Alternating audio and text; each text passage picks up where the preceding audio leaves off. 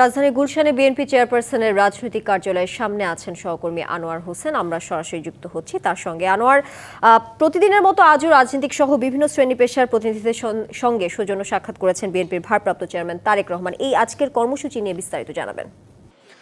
তানিয়া, বিএনপির ভারপ্রাপ্ত চেয়ারম্যান তারেক রহমান আজকেও যথারীতি তিনি বেলা 15-12টার দিকে এই গুলশানে যে চেয়ারপারসনের যে রাজনৈতিক কার্যালয় আছে তিনি সেখানে এসেছেন। অর্থাৎ রাজনৈতিক যে কার্যক্রম যে পরিচালনা করা, একরকম অফিস করা তিনি আসলে এখানে নিয়মিত করছেন। তো সেই ধারাবাহিকতা অনুযায়ী যদি বলি, আজকে বিভিন্ন সংগঠন, পেশাজীবী সংগঠন থেকে শুরু করে বিভিন্ন শ্রেণী পেশার মানুষ এখানে আসছেন। একটি বিশেষ বিষয় আছে, সেটি হচ্ছে যে সদ্য প্রয়াত বিএনপি চেয়ারপারসন বেগম খালেদা জিয়া যে প্রয়াণ, তো সেই উপলক্ষে যে শোক বই এখানে রাখা হয়েছে বিএনপির পক্ষ থেকে, সেই শোক বই স্বাক্ষরের একটি মূল উদ্দেশ্য আছে। আমরা দেখেছি কিছুক্ষণ আগে আমরা দেখেছি যে বিসিবি বাংলাদেশ ক্রিকেট বোর্ডের যে সভাপতি, তার নেতৃত্বাধীন একটি প্রতিনিধি দল কিছুক্ষণ আগেই এখানে শোক বই স্বাক্ষর করেছেন। স্বাক্ষর করে তারা আসলে বের হয়েছেন। তারা গণমাধ্যমকে জানিয়েছিলেন যে আসলে এই শোক বই স্বাক্ষরের জন্যই তারা এসেছিলেন, আমরা দেখেছি। একই সঙ্গে বাফুবে বাংলাদেশ ফুটবল ফেডারেশনের একটি প্রতিনিধি দল কিছুক্ষণ আগে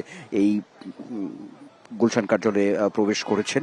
একই সঙ্গে যদি বলি, দুপুরের আগে বা দুপুরের পর থেকেও আমরা দেখেছি যে বিভিন্ন রাজনৈতিক দলের প্রতিনিধিরা এখানে এসেছেন, বিভিন্ন জোটের নেতারা আমরা দেখেছি এখানে এসেছেন। একই সঙ্গে শোক বই স্বাক্ষর, সেই সঙ্গে বিএনপির ভারপ্রাপ্ত চেয়ারম্যান তারেক রহমানের সঙ্গেও যে সৌজন্য সাক্ষাৎ, সেটিও আমরা দেখেছি। কিছুক্ষণ আগে নাগরিক ঐক্যের সভাপতি মাহমুদুর রহমান মান্না নতুন এবং ফিরে আসা গ্রাহকদের জন্য নগদে চলছে ক্যাশব্যাক সহ প্রতিদিন হাজারো উপহার জেতার সুযোগ। হবে আশা আর ফেরা, সারপ্রাইজ সেরা।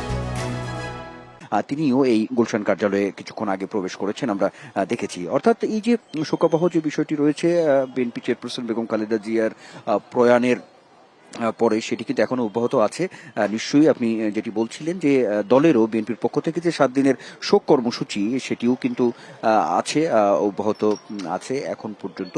তো সেটিও আজকে শোক কর্মসূচির শেষ দিনে অনুযায়ী আমরা দেখেছি যে এখানে বিভিন্ন শ্রেণী পেশার মানুষ এখানে আসছেন। তো সেই জায়গা থেকে যে তারেক রহমানের সঙ্গে সৌজন্য সাক্ষাৎও করছেন বিভিন্ন প্রতিনিধিরা, তো মানে তাদের মধ্যে যে কথোপকথনের জায়গাটি, সেটি হচ্ছে যে সবাইকে নিয়ে একসঙ্গে যে বাংলাদেশ গড়ার যে অঙ্গীকার, সেই অঙ্গীকারগুলোই কিন্তু বারবার আসলে পুনর্ব্যক্ত বিএনপির ভারপ্রাপ্ত চেয়ারম্যান তারেক রহমান করেছেন। এবং যারা দেখা করতে যাচ্ছেন, সৌজন্য সাক্ষাৎ করছেন, এবং তাদেরও যে বিভিন্ন যে মতবাদগুলো রয়েছে দেশকে নিয়ে, সেই বিষয়গুলোও কিন্তু আসলে পারস্পরিক এক ধরনের কথোপকথন আলোচনা তারা করছেন, এমনটা জানিয়েছেন।